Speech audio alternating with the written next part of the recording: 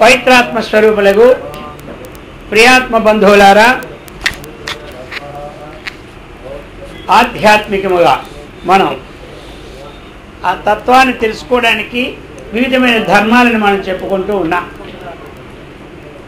మరి ఈరోజు సత్సాంగత్యము, సజ్జన సహవాసము, అటువంటి సత్సంగతి విశేషాలు మనం విపులీకరించుకుంటాం. విశేషేణ మహాబుద్ధే సంసారోత్తరణేంద్రిణాం సర్వత్రో ఏకరోతిహ సాధు సాధు సమాగమః. హే మహాబుద్ధే, వశిష్ఠ మహర్షి శ్రీరామచంద్రునికి చెబుతూ ఉన్నారు. ఈ యొక్క సత్సాంగత్యం యొక్క విశేషాలు, దానివల్ల మనం పొందబడినటువంటి మోక్ష ధామం. హే మహాబుద్ధే, మహాబుద్ధి అంటే విశాలమైనటువంటి బుద్ధి గలవాడిని కూడా మహాబుద్ధి అంటారు. విశాలమైన బుద్ధి అంటే ఎలాంటిది?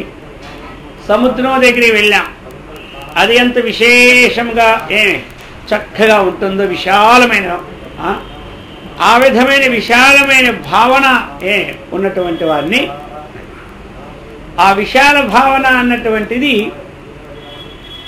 ఏం చేస్తుంది? సమత్వ బుద్ధిని ఇస్తుంది అన్నమాట.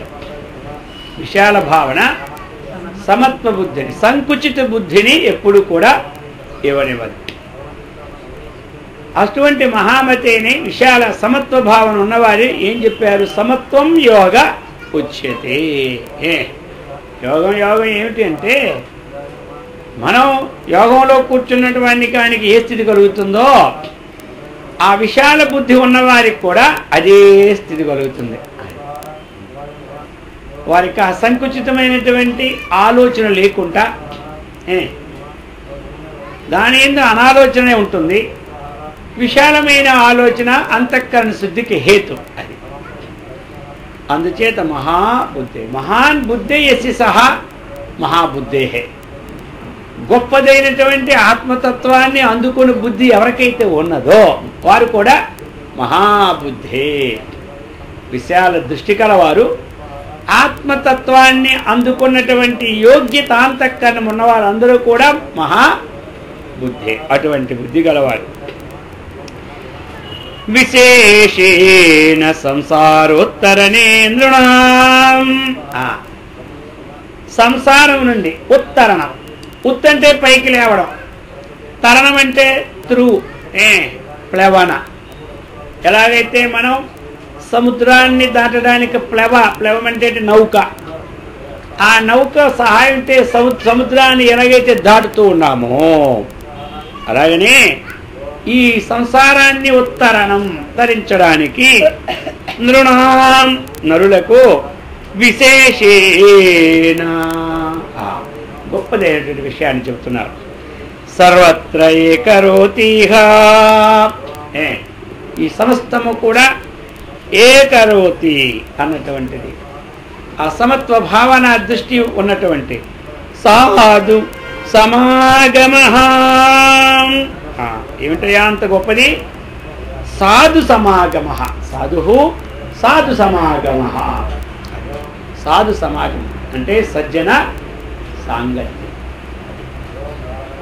కాబట్టి సజ్జన సాంగత్యం అయితే ఇక్కడ సాధువు అన్నప్పుడు ఇంతకుముందు చెప్పుకుంటూ ఉన్నాం. సాధు శబ్దం ఎక్కడొచ్చినా సత్వగుణ సంపన్నము, సత్వగుణ సంపన్నము, సదాచారశీలత. రెండవది ఏమిటి? ఈ రెండు ఎక్కడున్నాయో వారందరూ సాధువులే. వారి స్త్రీల్లో ఉన్నా, పురుషుల్లో ఉన్నా, బాలుల్లో ఉన్నా, వృద్ధుల్లో ఉన్నా, బ్రాహ్మణుల్లో ఉన్నా, బ్రాహ్మణేతరులో ఉన్నా, వారు వానప్రస్థులో ఉన్నా, సన్యాసులో ఉన్నా, గృహస్థులో ఉన్నా, వారందరూ ఎవరు? ఇది గుర్తుపెట్టుకోవాలి అన్ని దగ్గరలో కూడా. సాధు సమాగమ అంటే కేవలం కాషాయ వస్త్ర సమాగమే కాదు, అది ఉండాలా. ఇది లేకుంటే గృహస్థాశ్రమంలో కూడా ఎంతో నియమము నిష్టలతో ఉండేవాళ్ళు చాలామంది ఉన్నారు. ఎంతమంది ఉదయం భోజనం చేస్తే రాత్రి భోజనం వరకు మంచినీళ్ళు కూడా నోటిపోయిన వాళ్ళు చాలామంది ఉన్నారు భక్తులు. మరి అనిష్టం ఉన్న వాళ్ళని ఎవరు? ఆ యొక్క అనుష్ఠానం అయితే కానీ రోజుకి 5,000 10,000 జపం చేసిన వాళ్ళు ఎంతమందో ఉన్నారు. 10,000 జపం అయితే కానీ మంచినీళ్ళు కూడా నోట్లో పోయి. ఈ నియమాన్ని శీలించినటువంటి వాళ్ళందరూ సాధువులు. అటువంటి వాళ్ళ సమాగమము అవసరం ఒకటి. మరి రెండవది, ఈ నియమనిష్ఠులతో ఉంటూ తురీయాసనం స్వీకరించినటువంటి సాధువులు ఇంకా ఇదే అన్వేషణలో ఉంటారు కాబట్టి వారికి వేరే మార్గమేమి ఆలోచన తత్పరత లేదు. జీవితాంతము కూడా దీనిలోనే ఉండి ఈ నిష్ఠులోనే ఉన్నటువంటి వారు వీరు ఇంకా గొప్పవారు. మహర్షి మలయాళ స్వాముల వారంటే మరి వారి జీవితాంతం ఏం చేసినారు? వదిలిపెట్టేశారు అంతా. మరి త్యాగం చేయాలంటే అవుతుందా? ఎంతో గొప్పగా ఉన్నటువంటి మహానుభావులు గృహస్థాశ్రమంలో వాళ్ళు విరమించుకొని సన్యాసానికి వచ్చి మొత్తం జీవితమే మొత్తానికి త్యాగం చేద్దామని ఇందులో ఉండి చేసేది కొంచెం ఉపకారం చేస్తున్నాం లోకానికి, గొప్ప ఉపకారం చేద్దాం అనుభూతి వచ్చేవారు ఇంకా వారు మహా గొప్పవారు. అటువంటి సాధు సమాగమ, అటువంటి సాధు సమాగం అయ్యా సంసారాన్ని తరింపచేస్తున్నది. సాధు సజ్జతరోజాతం వివేక కుసుమం స్థితం రక్షంతి ఏ మహాత్మానః భాజనం తే ఫలశ్రియః. సాధుజన సాంగత్యం వలన అంటే సజ్జన సాంగత్యం వలన ఏమొస్తుంది మనకి? నిర్మలమైనటువంటి వివేకమైనటువంటి పుష్పము ఉత్పన్నమవుతున్నది. ఏమిటవుతుంది? నిర్మలమైనటువంటి అంటే మలదోషరహితమైనటువంటి వివేకము కలిగినటువంటి పుష్పమును ఉంటూ ఉత్పత్తి ఏదుందో ఆ పుష్పం ఏమవుతుంది? చివరికి ఫలాన్ని ఇస్తుంది. పుష్పమే మనకేమిస్తుంది? ఫలాన్ని ఇస్తుంది. లోకంలో కూడా పుష్పం మొట్టమొదటి పుట్టి మామిడి పూత ఎలా ఉంటుంది చూస్తే బ్రహ్మాండంగా ఉంటుందా లేదా పూత? అంతేగా డైరెక్ట్గా పుట్టగానే కాయలు ఉంటాయా? అది గాలి తాగినకి ఆ పుష్పాలు కింద పడితే మన ఫలాలు తగ్గుతూ ఉన్నాయి. కాబట్టి అటువంటి నిర్మలమైన పుష్పాన్ని ఎవరైతే ఈ పుష్పాన్ని ఎవరైతే రక్షించుకుంటారో, పుష్పం రక్షించుకోవాలి. పుష్పం కింద పడితే ఏ ప్రయోజనం లేదు. అలాగని ఈ నిర్మలమైన వివేకంతో కూడిన పుష్పాన్ని మనం రక్షించుకోవాలి.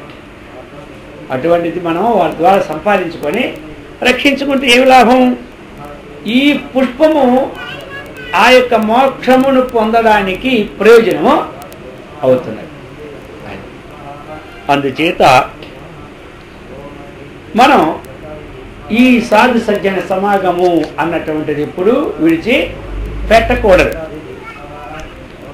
నీరాగ చిన్న సందేహో గళిత గ్రంథయో అనఘ సాధనో యది విద్యంతే కిం తపస్తీర్థ సంగ్రహ.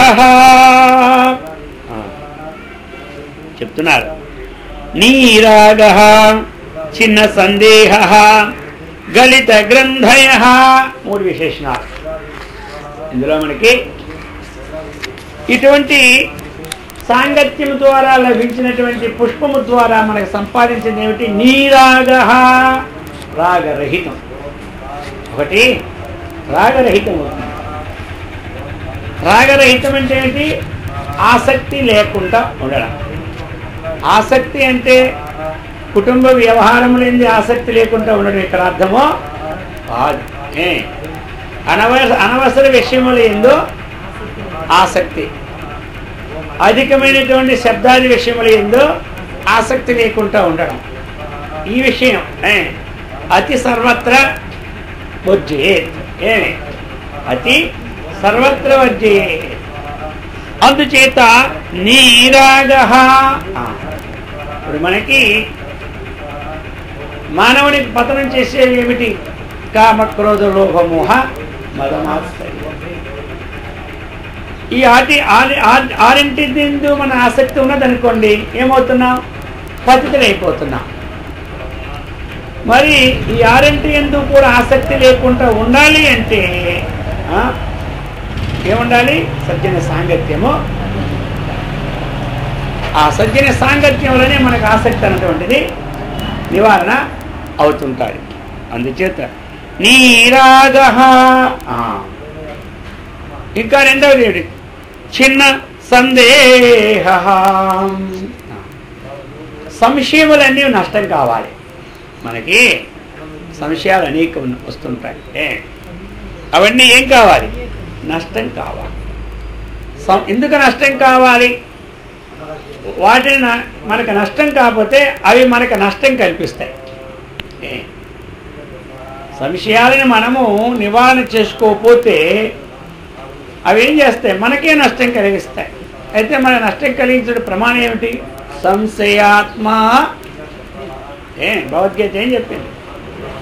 వినశ్య. సంశయాత్మ వినశ్య. ఇక్కడ ఆత్మ అంటే పరమాత్మ కాదు. సంశయము. ఆత్మ అంటే మనస్సు. సంశయము కలిగిన మనస్సు అంటే సంశయము మనస్సు సంశయములతో పొందువాడు నష్టపోతున్నాడు. అందుకని ఏం చేయాలి? మనం ఏం చేయాలి? సంశయాలని నివారించుకోవాలి. ఆధ్యాత్మిక విషయాల్లోనూ సంశయాన్ని నివారణ చేసుకోవాలి. పారమార్థికమో అదంటారు. లౌకిక విషయాల్లో కూడా సంశయాన్ని నివారణ చేసుకోవాలి. లోక సంగ్రహంలో కూడా సంశయాన్ని మనం నివారణ చేసుకోలేదు. కానీ నేను ఎందుకో కానీ ఆ వ్యక్తిని చాలా జనాన్ని సంశయిస్తూనే ఉన్నాను అంటాడు. అయిపోయి గోవింద. ఇక ఈ సంశయం ఎలా ఉంటుందో తెలుసా? ఈయన కొంప ముంచుతుంది, ఆయన కొంప ముంచుతుంది. మరి ఈ సంశయాన్ని మనం ఎన్నాళ్ళు పెట్టుకుంటాం? ఇలా మరి ఆ సంశయ నివారణకు ఉపాయం చేయాలా లేదా? అనారోగ్యం వచ్చినప్పుడు డాక్టర్ దగ్గరికి వెళ్ళి ఈ సంశయాలు నివారణ చేసుకుంటాం. ఇదేమిటి? దీనివల్ల ప్రభావం బీపీయా లేకపోతే షుగరా, నాకేదో సంశయంగా ఉందని అంటాం. దానికి అడ్డు ఉండదు, అర్జెంటుగా వెళ్ళి చేసుకుంటాం. కాబట్టి అనేక సంశయాలు. ఏదో ఒక్కటి వచ్చిందంటే దానికి ఎన్ని రకాలు ఉన్నాయి? ఏ రకాల్లో ఏదో మనకు అర్థమైందా? నిద్రపడుతుందా? ఇంకొక 2 రోజులు రిపోర్ట్ రాకపోతే ఇక మనం చూడాలి మన లోపల ఉండేది. ఏమిటా డాక్టర్లు యాక్టర్లు ఇలా ఉన్నాయి ఈ రోజుల్లో. ఇంతగా ఏమో ఈ రిపోర్ట్ రాకముందే మనం ఏమైపోతాను భయం అనమాట. అందుకని ఆ సందేహాలు ఎలాగైతే మనం నివారణ చేస్తున్నామో ఈ మనోవేదన సంశయం ఉంది కదా, దీన్ని కూడా వెంటనే నివారణ చేసుకోవాలి. మరి ఆ సంశయాన్ని నివారణ చేసుకోకపోతే ఉన్నటువంటి సంఘంలో ఉన్న సజ్జనులతో చక్కగా ఆలోచన చేసి ఇది ఎట్లా నివారణ? నొప్పింపక తానొవ్వక తప్పించక తిరుగువాడు ధన్యుడు సుమతి అన్నటువంటి ఉంటాయి. ఆ విషయంగా ఆలోచించి ఆ సందేహాల నివృత్తి మనం చేసుకోవాలి. ఇది ముందు మానవలోకములో ఉన్న లోక సంబంధమైన విషయాల్లో కూడా ఎటువంటి సందేహమో లేకుండా చేసుకోవాలి మనం. అయింది. ఇక ఆ తరువాత పారమార్థిక విషయంలో కూడా సందేహాన్ని నివృత్తి చేసుకోవాలి. మనం చేస్తున్న సాధనలో కూడా మనకు సందేహాలు అనేక ఉంటుంటాయి. జపం చేస్తున్నా ఈ మాల సంగతి అడగలేదు, ఇలా తిప్పాలా ఇలా తిప్పాలా, ఇది సంశయం. ఇటు తిప్పితే ఏమైపోదో అటు తిప్పితే ఏమైపోదో మాలే డబ్బాలు వేసి ఉంచేస్తాం కొన్నాళ్ళు. ఇంకా సందేహం అన్నాళ్ళు. ఈ సందేహానికి వెళ్తే అక్కడ 2 గంటలు అయిపోతుంది కదా అని మళ్ళీ ఇలాగే టైం వల్ల అందుకని ఏది ఎలా చేయాలనేది ఉండే. సరే దేవుడి దగ్గర ఫోటో మనం పెట్టుకుంటాం. అయితే మరి ఆ ఫోటో లేకుండా మరి దేవుడిని ధ్యానం చేయమన్నప్పుడు ఆ దేవుడి మొక్క మన ముందు తిప్పుకోవాలా లేదా అటు తిప్పుకోవాలా అని కొందరి సందేహం. అటు తిప్పితే వీపు కనబడుతుంది, ఇటు తిప్పితే మొహం కనబడుతుంది. మొహం కనబడితే మంచిది, వీపు కనబడితే మంచిదా? అందుకని ఇది ఈ విధంగా మన సాధనలో ఆ పుష్పాలు వేస్తూ ఉన్నాం, అక్షతలు వేస్తూ ఉన్నాం. ఎలాగ వేయాలి సందేహం. అంతే 5 ఏళ్ళతో వేయచ్చా, లేదా 3 ఏళ్ళతో వేయచ్చా, 2 ఏళ్ళతో వేయచ్చా. భక్తి కలిగి ఎలాగేసినా ఒకటే. లేకపోతే ఇలాగ ఈ 3 ఏళ్ళు తీసుకొని ఇలా వేస్తారు. ఏమంటారు? అది ఈ 3 పట్టుకొని పుష్పాలు. కొంతమంది ఇలా వేస్తారు, ఇదే మంచిదా ఇది మంచిదా అంటారు. కొంతమంది ఏది వేసినా ఒకటే, కానీ మనం ఇది వేస్తే అదొక అందమైన మాట. ఇలా వేస్తే మొహం మీద కొట్టినట్టు ఉంటుంది, ఇలా వేస్తే ఇది తిప్పి ఏదో వెన వేసినట్టు ఉంటుంది. ఈ చిన్న చిన్న మనకి సందేహాలు ఉండకూడదు. అన్నీ కూడా మనం పూజ ప్రారంభించినప్పుడు, హారతి ఇచ్చినప్పుడు హారతి కర్పూరం సగంలో సమాప్తి. ఇప్పుడు సందేహం మనకి అది ఈ కర్పూరం సగంలో పోయింది కానీ ఏమైపోద్ది, గాలి వచ్చి పోయింది, ఏమైపోయింది, కొమ్మలిపోయిందా, అదేమీ లే. దానికోసం సందేహమే పెట్టుకోవద్దు. ఏమో ఈరోజు ఆ రోజు నుంచే నాకు ఎలా ఉంది, ఏ రోజు నుంచే ఉండేది ఏముంది, ఏ రోజు నుంచే హారతి మధ్యలో దీపం ముట్టించినా గాలి వచ్చింది, మధ్యన ఆరిపోయి అయ్యో ఈరోజు ఎంత అన్న 10 గంటల పూజ ఎన్ని మంత్రాలు చదివినా ఏ మంత్రాలే, ఆ దీపం మొదటే పోయింది, అయిపోయింది. ఇవన్నీ కాదు, ఆరిపోయి తెలిగించుకోవడం ఏముంది దాంట్లో అని అవన్నీ సందేహాలే పెట్టుకోకూడదు. కొబ్బరికాయ కొట్టినప్పుడు కుళ్ళిపోతే మన పని నష్టం, ఇదేమి లే. అందుకే 2-3 కొబ్బరికాయలు తెచ్చి పెట్టుకోమంటాను. ఎప్పుడు ఒక ఎక్కువే కొంటా తెమ్మంట, 3 కొంత 4 కూలిపోతే ఇంకొకటి కొట్టేస్తాం. అయిపో దానివల్ల దోషం ఏముంది. కొబ్బరి మొక్క సరిగా మధ్య పగలప్పుడు ఇదో సందేహం, ఇన్ని మొక్కలు అయిపోయింది, ఏది అయిపోయింది, ఏమైపోయింది. తిన్నగున్నా అడ్డగున్నా ఆయన తినేదే లేదు. ఎవరు అది తిన్నగుండా నేను తింటాను, అడ్డగుండా తింటా, ఈ విషయమే లేదు. ఇప్పుడు మనం ఇన్ని సందేహాలు పడుతున్నా, విధుడు ఏమి ఇచ్చాడు చెప్పండి కృష్ణుడికి?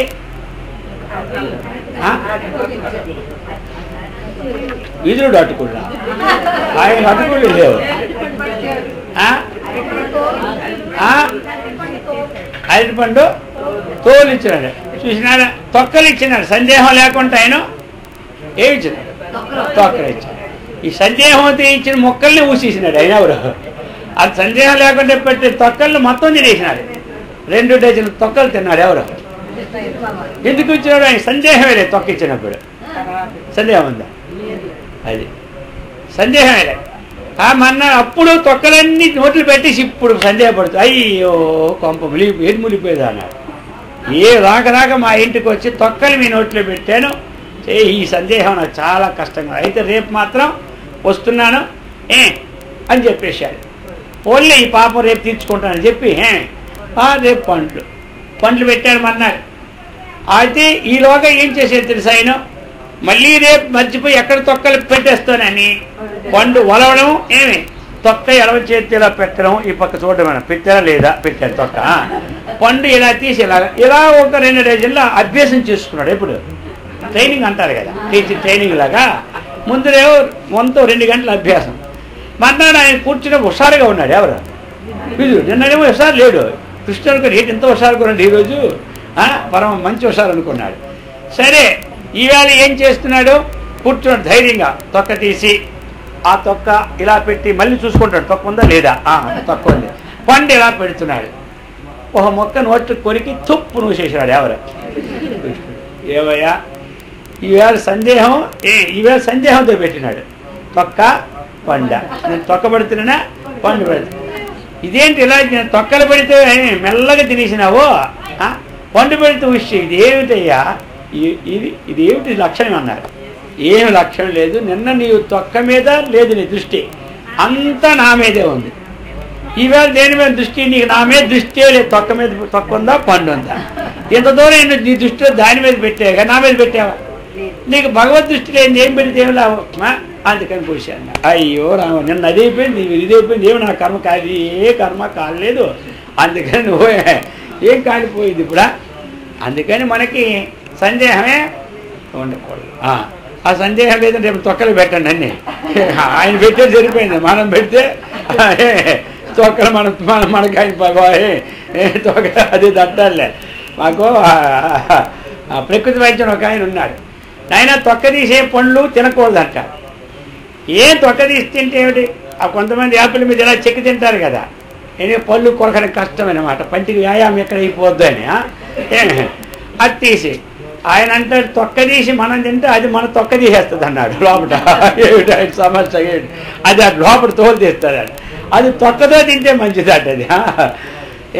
అదే ఏ సందేహాలు ఉన్నా ఏం చేయాలి? మనం నివారణ చేసుకోవాలి. అలాగనే ఆధ్యాత్మిక మార్గంలో ఈ జప ధ్యానాలు చేసేటప్పుడు కూడా ఏమి సందేహం అది కొంతమంది నోటితో ఉచ్చరిస్తే మంచిదా, లేకపోతే మనసుతో ఉచ్చరిస్తే మంచిదా, ఈ సందేహాలు కొంతమంది. అది నోటితో ఉచ్చరించండి, మనసుతో ఉచ్చరించండి, అయితే మంత్రం అనేది బయటికి వినపడకూడదు. తనకు అభ్యాసం అయిందాకా నోటితో, అభ్యాసం అయిపోయిన తర్వాత మనస్సుతో. ఏ సందేహం ఇందులో పడక్కర్లేదు.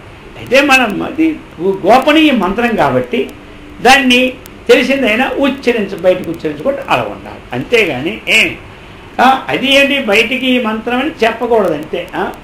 మీరు చేసేటప్పుడు పెదవులకు అది వినబడి చక్కగా. అయితే ఇందులో ఏమిటి?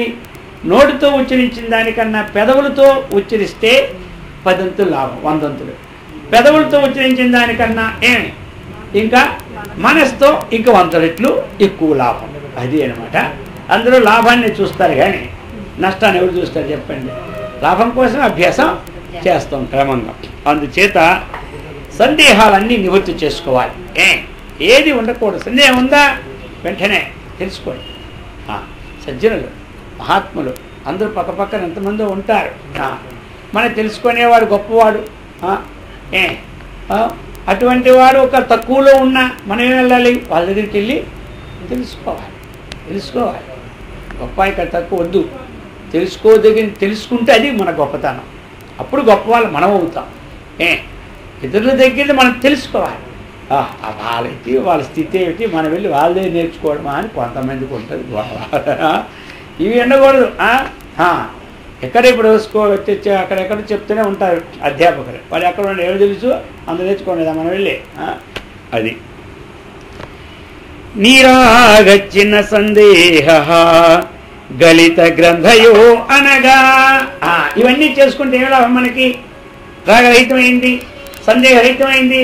ఏమి లాభం? ఆ విధంగా సాధన చేస్తే చక్కగా గ్రంథులన్నీ కూడా ఏమవుతాయి? మనకి గలిత విచ్ఛిన్నమైపోతాయి.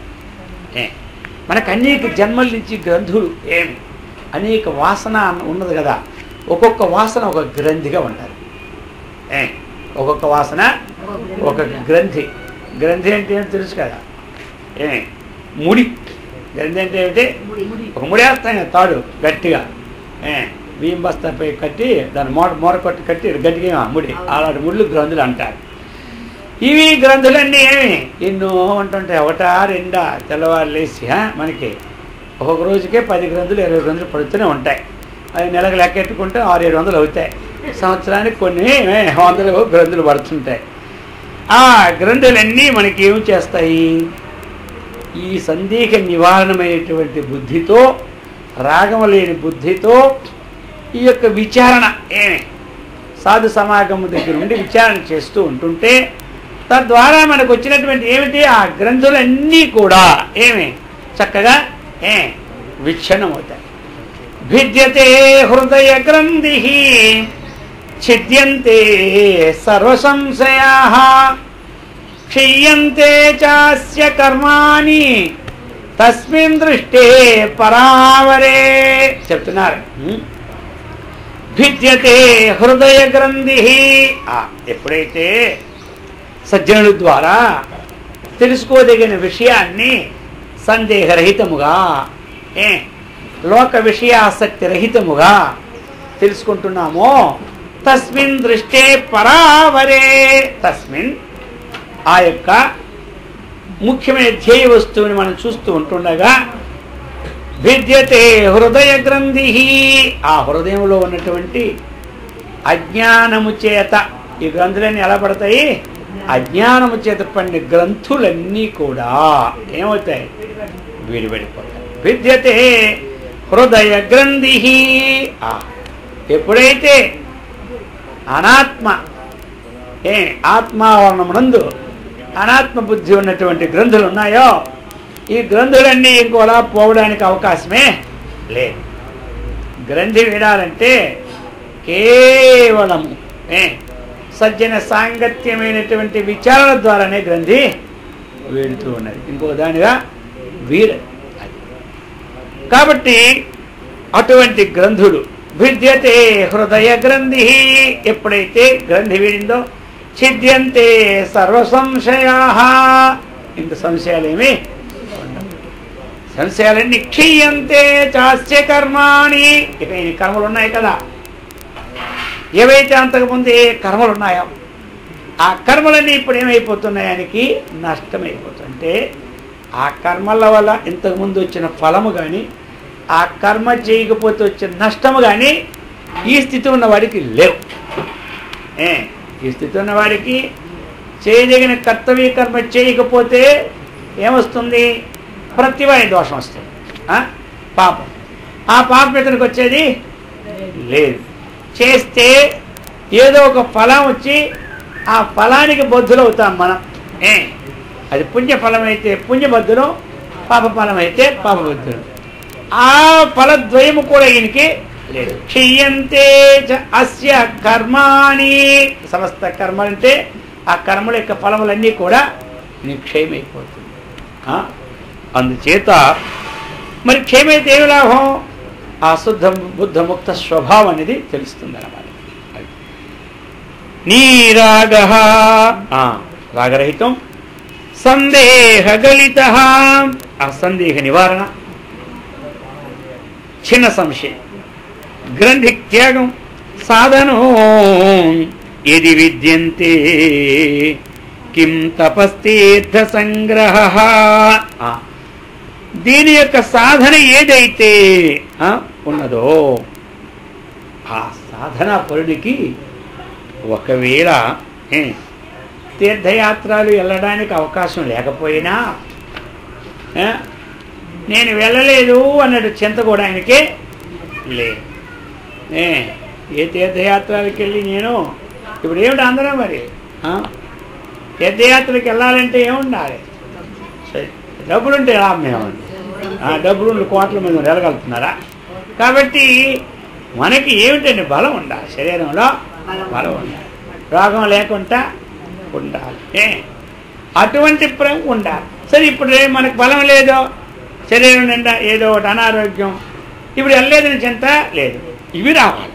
విరాగ, సందేహ గ్రంథ, ఆ యొక్క హృదయ గ్రంథి విడితే ఇక వీడితో ప్రయోజనం. అది ఆ విషయాన్ని చెప్తున్నారు. దారిద్ర్యం మరణం దుఃఖమిత్యాది విషయో భ్రమ సంప్రశామత్వశేషేణ సాధు సంగమ భేషజై.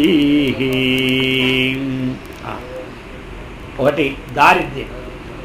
దారిద్ర్యం అంటే అందరికీ తెలుసు, ధనహీనత చేత మనకు కలిగే బాధలు అనిపిస్తుంటే దారిద్ర్యం అంటాం. దారిద్ర్యం మరణం దుఃఖం, ఇంకేముంది మనకి లోకంలో?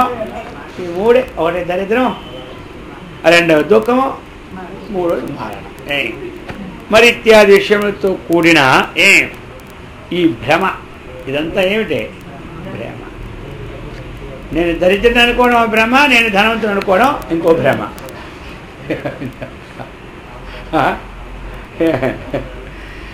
ఇది ఒక భ్రమ, అదొక భ్రమ.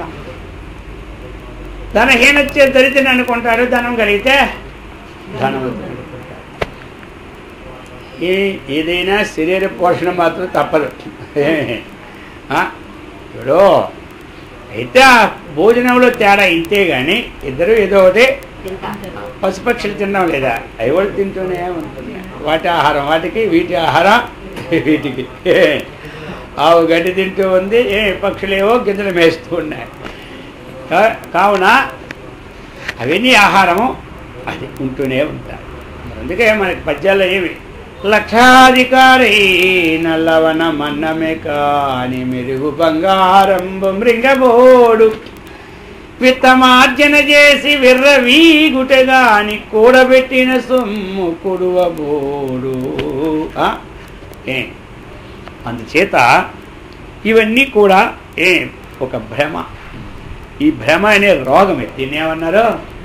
ఈ భ్రమ అనే రోగం. మరి ఈ రోగం పోవాలంటే సాధు సంగమ భేషజై, ఆ వైద్యం సాధుజన సాంగత్యం అని ఔషధము చేతనే ఈ రోగం పోతూ ఉన్నది. లేకపోతే ఈ భ్రమకు సంబంధమైన రోగం ఇంకో విధంగా భ్రమకి సంబంధమైనది. ఇప్పుడు చూడండి, త్రోవంట పోతూ ఉండేటప్పుడు ఒకడు చూస్తాడు బంగారమే ఉంది అక్కడ, కానీ దాన్ని ఆయన తాకడు, చూసే పోతాడు.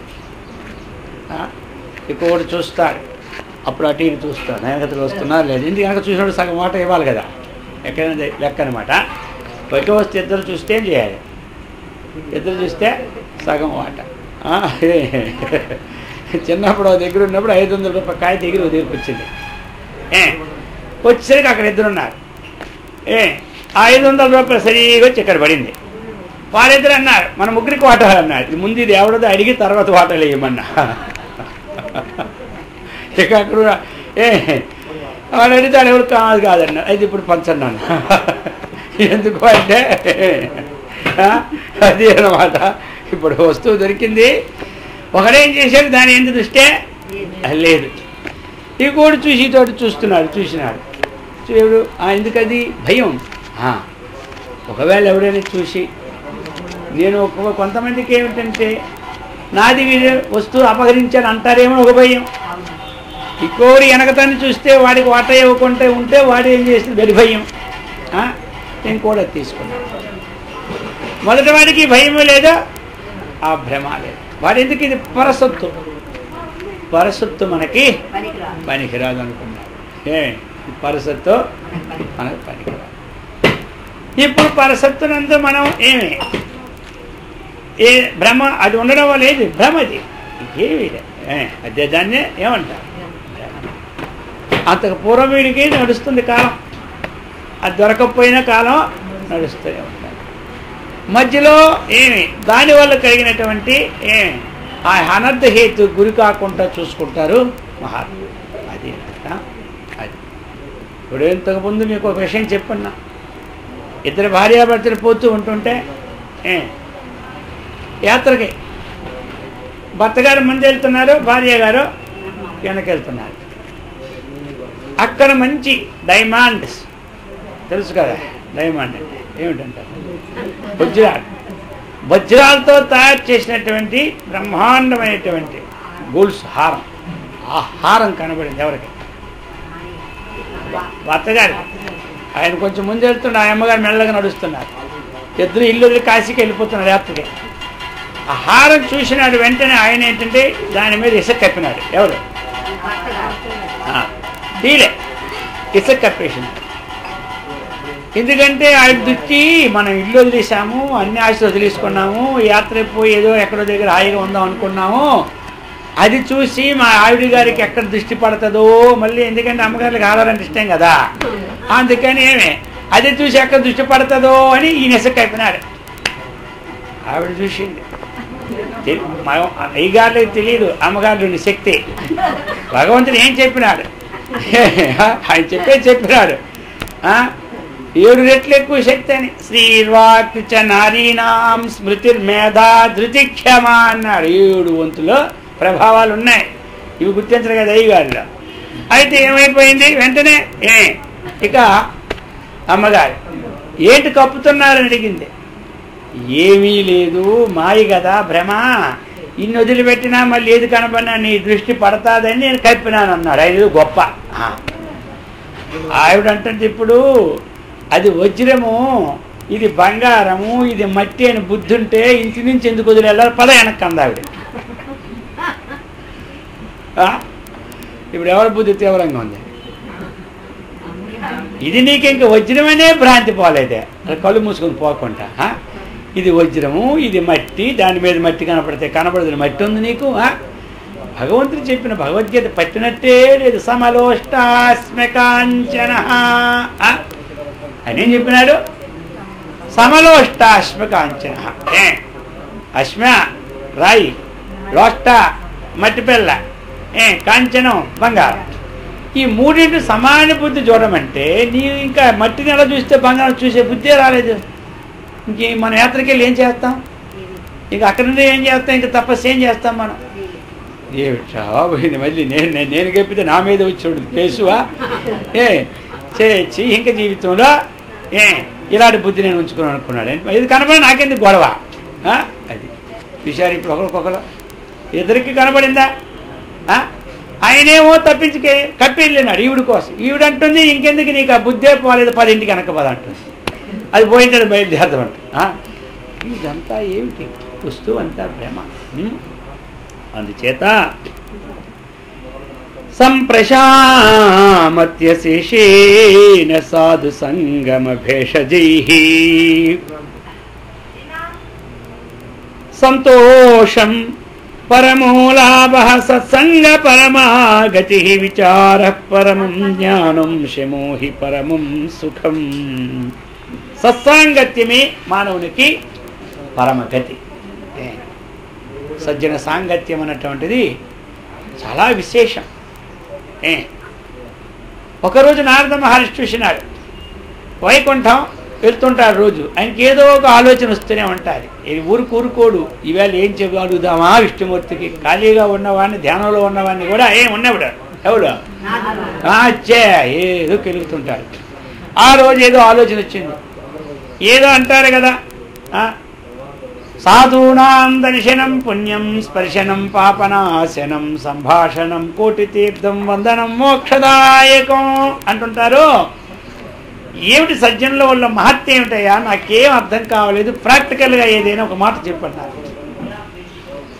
ఆయన చిక్కుతో జరుగుతాడా? దేవుడు ఎవరికి చిక్కడో దూరహడు.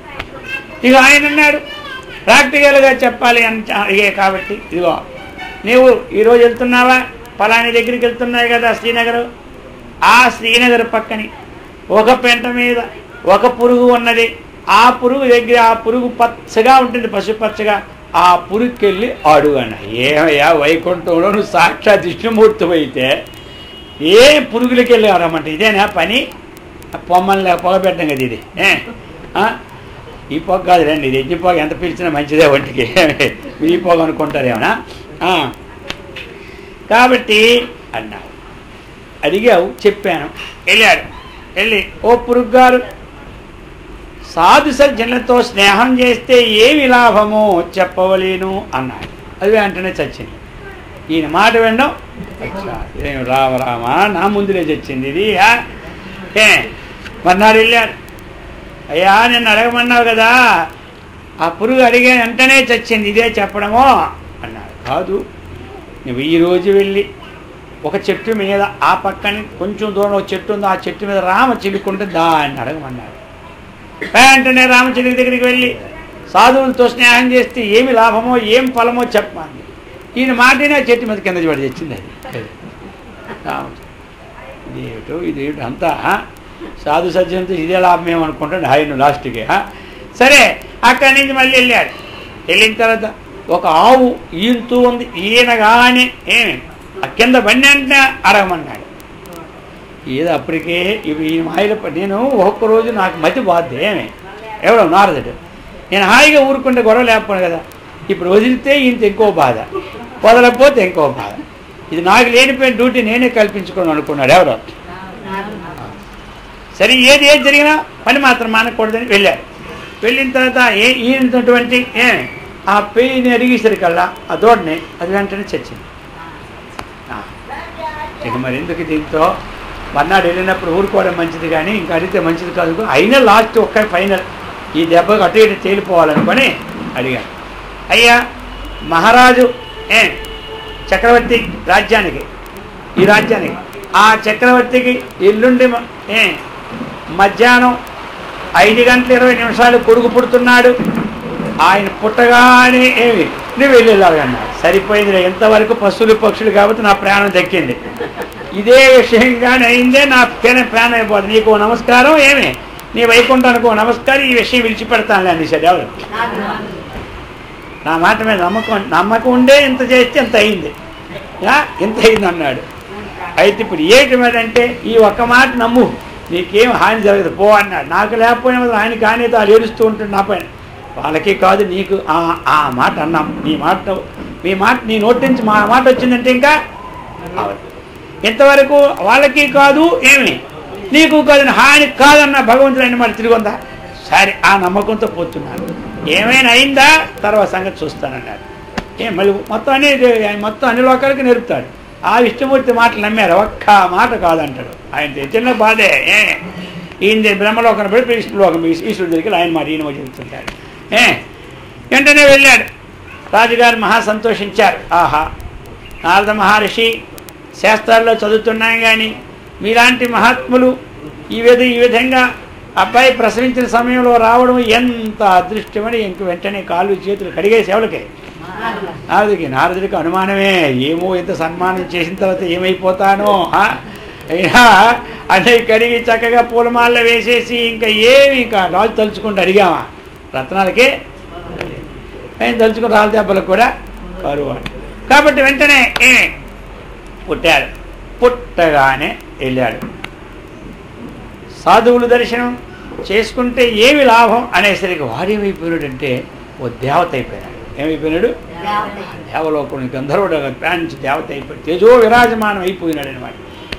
రాజుగారు చూసి ఆశ్చర్యపోయినారు. ఏమిటి దేవత, మన ఇంట్లో దేవత రావడం సామాన్యమా?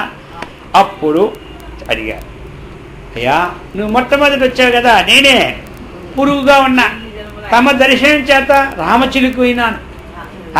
ఎంత నాకు పరమానందం ఏంటంటే అన్ని చిలుకల కన్నా రామచిలుక అంటే ఎప్పుడు రామరామ అంటూనే ఉంటుంది.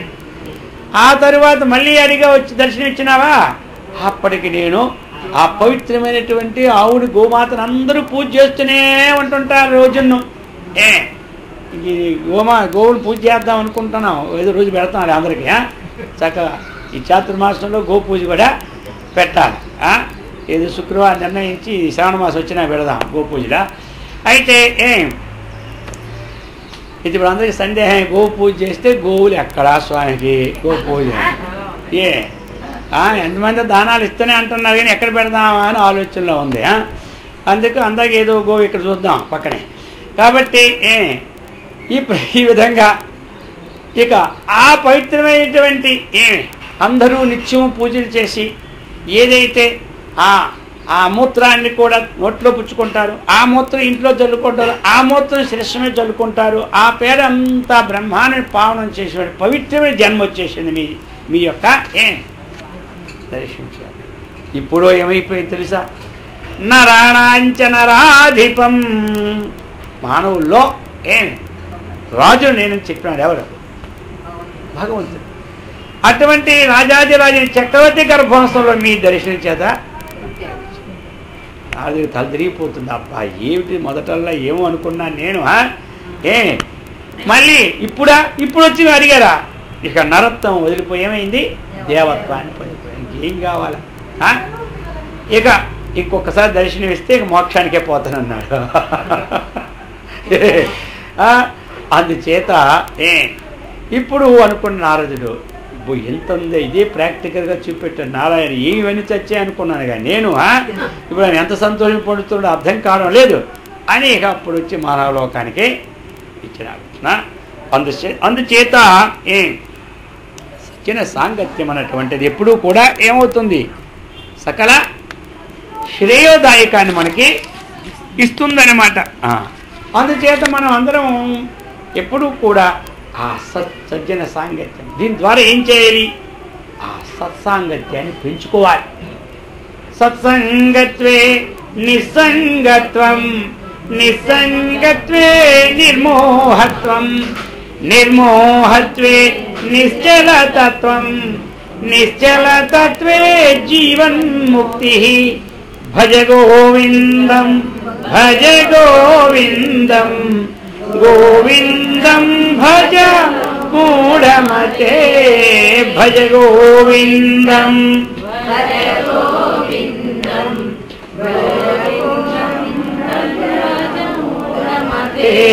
భజ గోవిందం భజ గోవిందం గోవిందం భజ మూఢమతే. జగద్గురు శంకరాచార్యుల వారు చెప్పినారు. అయినా ఈ యొక్క సాధు సజ్జనుల యొక్క సహవాసము ద్వారా ఏమిటి? సత్సాంగత్యం, సత్తు యొక్క సాంగత్యం అనేది ప్రవేశమవుతుంది అన్నమాట. ఆ సత్తును ప్రతిపాదించినటువంటి గ్రంథాలన్నీ కూడా వాటి యొక్క సాంగత్యము అవుతుంది. సత్పురుషుల సహవాసం వల్ల సద్గ్రంథముల యొక్క సహవాసం లభిస్తుంది. సద్గ్రంథములను మనం వింటూ ఉంటే ఏది సత్తు, ఏది ఉన్నదో, సత్తు గ్రంథం, సద్గ్రంథం, సత్పురుషుడు సత్పురుషుడు, అర్థమైంది కదా. ఏదైతే ఉన్నదో ఆ సత్తు, ఆ సత్తు ఉన్నది అన్నటువంటి విషయాన్ని తెలుసుకున్నటువంటి దాని సమీపం ఆ సాంగత్యం లభిస్తుంది. సజ్జనుల సాంగత్యం చేత సత్శాస్త్రం యొక్క సహవాసం మనకి లభిస్తుంది. ఆ శాస్త్రము ఏ సత్తును ప్రతిపాదిస్తున్నదో ఆ సత్తు యొక్క సమీపాన్ని మనకి తీసుకెళ్తుంది. మరికొంతకాలానికి ఆ సత్తే నేను అన్నటువంటిది నిరూపిస్తుంది. అందువలన ఈ సత్సాంగత్యం అనేది జీవితంలో వదలకూడదు. సత్సాంగత్యం ఏది వదిలినా పర్వాలేదు. సత్సాంగత్యం అనేది నిత్యము ఉండాలి, నిత్యము ఉండాలి అన్నమాట, ఎల్లప్పుడూ. అది ఎలాగైతే ఒక్క రోజు ఆహారం లేకపోతే ఏమైపోతాం మనం? ఎన్ని తిన్నా అన్నం తినకపోతే ఉంటుందా? ఎన్ని తిన్నా అన్నం మాత్రం తినలేదండి ఈరోజు, అదే నాకు ఎన్ని తిన్నా నీరసే పోవడం లేదు, అంతకన్నా ఎక్కువ డజన్లు తిన్నా అది. అదే విధముగా ఎన్ని మనం చేస్తూ జపం చేయండి, ధ్యానం చేయండి, పారాయణ చేయండి, ఈ మనస్సుకి అన్నం ఏమిటంటే ఈ సత్సంగ విచారణ. కాస్త ఒకరోజు కూర లేకపోయినా, పప్పు లేకపోయినా, వర్షం పడినప్పుడు కోటి మరి ఎక్కడికి వెళ్తాం? 3 గంటలు వర్షం వదలలేదు, బజార్కి రావడం వద్దా? ఇంకా చాలా మధ్యలో కొంచెం ఉప్పు వేసుకుని అమ్మ తినేది అంటాం లేదా? మొత్తం అన్నం వదులుతామా? వదలం. ఏదో తప్పు, ఏదో ఉన్నా తక్కువ ఉన్నా. అలాగే ఈ సత్సాంగం అన్నది ఇది ఒక అన్నం. ఈ అన్నం దేనికి? అంతఃకరణానికి, లోపట ఇది అన్నం, లోపల చేసే కరణానికి, ఇది పనిచేసే కారణానికి ఈ అన్నం. అందుకని రెండు ఎప్పుడు మనం ఆ విధంగా సత్సంగత్వే నిస్సంగత్వం. నిస్సంగం, సత్సంగం వల్ల మనకేం కలుగుతుంది? దేంతో నిస్సంగం? ఇప్పుడు సంగము నిస్సంగానికి అర్థం ఏమిటి? సంగము లేకపోవుట. నిస్సంగానికి అర్థం ఏమిటి? సంగం దేంతో లేకపోవడం? ఇప్పుడు ఇంట్లో పిల్లలతో సంగం లేకుండా ఉండడమా, భర్తతో సంగం లేకుండా ఉండడమా, ఇంటితో సంగం లేకుండా ఉండడమా? దేంతో? ఇవన్నీ కాదు. సత్సంగం చేసాము, ఇంకెవరితో మాకు సంబంధం లేదంటే ఇదే. ఎందుకంటే నిస్సంగం అని చెప్పేసినారు శంకరాచార్యులు వారు, ఇంకెవరితో మాకు సంబంధమే లేదు, ఇదా. మరి మర్నాడు మళ్ళీ సంఘమే అక్కర్లే, అందరూ నిస్సంగం, ఎవరు వారే. అంటే నిస్సంగం ఏమిటి? మనకి ఏది ఆధ్యాత్మానికి విరోధమైనటువంటి విషయాలు ఉన్నాయో వాటితో నిస్సంగం. మనం ఏవైతే వేద నిషిద్ధ కర్మాచరణలు ఉన్నాయో వాటితో మనకి నిస్సంగం. అవసరం లేని విషయాలతో నిస్సంగం. అనర్థదాయకమైనటువంటి పనులు ఏవైనా అలవాటు ఉంటే వాటితో నిస్సంగం. అలాగనే మరి ఏదైతే మనకి ఉన్నాయో యమనీ మాదిరికి విరుద్ధమైన ఆపోజిట్ లేని కార్యక్రమాలు ఏమున్నాయో వాటితో మనకి నిస్సంగం. అందుచేత ఇది వల్లనే నిస్సంగం అవుతాయి, ఇది వల్లనే. ఇంకో దానివల్ల ఆ సన్మార్గం కాకుండా దుర్మార్గంకి తీసుకెళ్లే విషయాలు పూర్తిగా నిస్సంగం కావాలి అంటే అన్యథా శరణం నాస్తి. సత్శాస్త్రము, సజ్జన సహవాసము, సత్సంగం, ఇది దానికి మందు. అందుచేత సత్సంగత్వే నిస్సంగత్వం, నిస్సంగత్వే నిర్మోహత్వం. ఇంతకుముందు ఎందుకంటే వాటితో సంఘం ఉంది కాబట్టి ఆ వాటి ఎందే మోహం మనకి ఉంది. ఇప్పుడు ఎప్పుడైతే విచారణ ద్వారా మనకి, అంతేగాని సంఘరహితం అంటే ఇల్లు వాగలు వదిలి అడిగిపోవడం కాదు. ఇది కొంతమంది నిస్సంగం అంటే అన్నీ విడిచిపెట్టడమే. జై సీతారాం అనమంటారు. అది కాదు ఇక్కడ నిస్సంగం. అందుచేత ఇది నిస్సంగత్వే నిర్మోహం. అంతకుముందు వాటి ఏమిటి మోహం ఉండేది. ఇప్పుడు ఏమవుతుంది మోహం. నిర్మోహం అంటే ఇంట్లో ఎవరైందో మోహం లేకుండా పోద్దాం మన భయం. అదేం పోదులే, అన్ని వదిలిన వాళ్ళకే పోవడలే, ఇంట్లో వాళ్ళు పోద్దా. నిస్సంగత్వే నిర్మోహత్వం నిర్మోహత్వే నిశ్చల తత్వం. ఎప్పుడైతే ఇప్పుడు ఈ మోహం పోయింది, ఇంకేం మా ఉంటే కదా ఇటువంటి చలనం అవుతుంది. ఏమి లేకపోతే నిశ్చలంగా ఉంటుంది. నిశ్చలంగా ఉంటాయి మనకి. నిశ్చల తత్వే జీవన్ముక్తి. అంతే. ఊగులాడితే జీవుడు, ఊరుకుంటే దేవుడు. ఊరుకుంటే దేవుడైనాడు, ఊగులాడితే ఏమైనాడు జీవుడైనాడు. ఇంతే. కాబట్టి మనం అందరం ఇప్పుడు ఏం చేయాలి? ఊరుకోవాలంటే పని పట్టలేదంటే ఊరుకోవడమా? ఊరుకోవడం కాదు. అది ఏవి మనకు అవసరమైన విషయాలంటే వాటితో ఊరుకోవాలి. అవి ఊరుకోవాలి. ఏది కావాలో దానికోసం మనం ఊరుకోం, అవసరం లేని దానికోసమే. అందుచేత ఆ నిశ్చల తత్వమే జీవన్ ముక్తి. ఆ నిశ్చలతత్వం ఇప్పుడు వస్తుంది. వినగా వినగా వినగా ఏకమేవ అద్వితీయం బ్రహ్మ నేహనానాస్తి కించన. రెండవది ఉంటే కదా చలనం అవడానికి. అంతటా నేనే ఉంటే ఎక్కడ వెళ్ళడం? అక్కడ ఒకడు ఉన్నాడు, ఆయన నేను చూడాలంటే వెళ్ళాలి. అక్కడ ఉన్నవాడు ఇక్కడ ఉన్నవాడు ఒకటే అయిపోతే ఏదో యథాతథంగా కలిసినప్పుడు కలుస్తారు. కానీ ఇప్పుడు ప్రత్యేకంగా వెళ్ళాల్సిన పని ఏమీ లేదు, చింత ఉండదు. అదేవిధంగా మనకి ఈ నిశ్చలతత్వం రావాలి. నిశ్చలతత్వం అనేది రావాలి. తత్వం అంటే ఏమిటి? యథార్థం. ఆ యథార్థ విషయమునందు మాటి మాటికి మళ్ళీ ఇది అవునా కాదా అన్నటువంటి చలనం లేకుండా విస్పష్టం అంటే స్పష్టంగా మనం తెలుసుకోవాలి. సత్సంగంలో చర్చనీయాంశములు. ఇప్పుడు కొన్ని దగ్గరలో రోజు ఒక 30 మంది 20 మంది వాళ్ళందరూ పదే పని. ఎంత పని? ఇప్పుడు అక్కడ మన ఏది మధురానగర్లో 11 వయసులకి అందరూ వెళ్ళిపోతారు. ఒక 20-25 మంది అమ్మగారులు అందరూ గంటన్నర రోజు అక్కడ.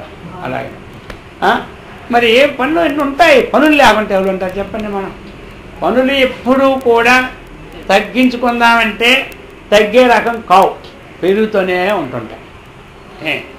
ఎందుకంటే ప్రకృతి ఊరికి కూర్చొని పెట్టదు. తిండి పెట్టి ఊరికి కూర్చొని పెడతారా? అన్నీ మనకి ఇస్తుంది. గాలి ఇస్తుంది, నీరు ఇస్తుంది, అగ్ని ఇస్తుంది, అన్నీ ఇస్తుంది. ఇచ్చిన పని సేవ చేయించుకోండి ప్రకృతి.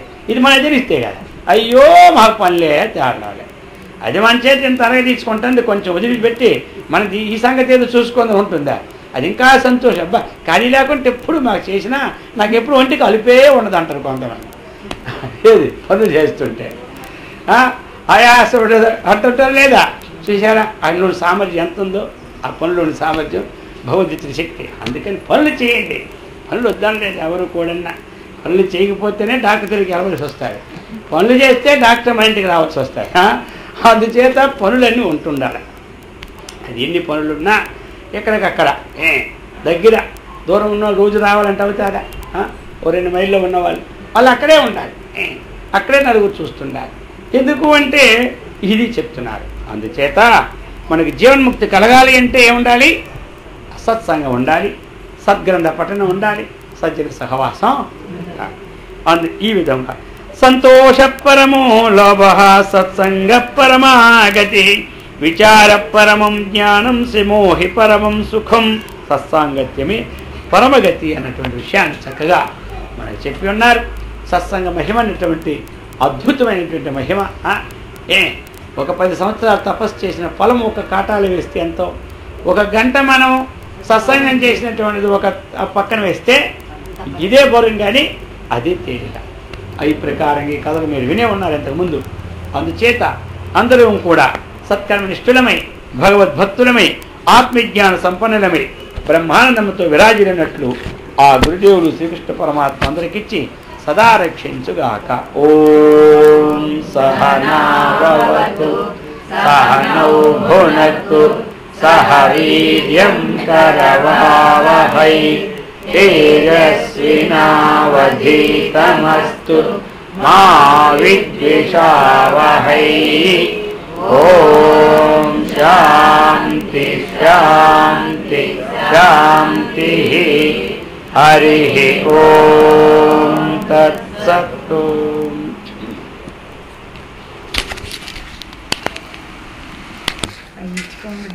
పట్టండి పైన ఉన్నాయి.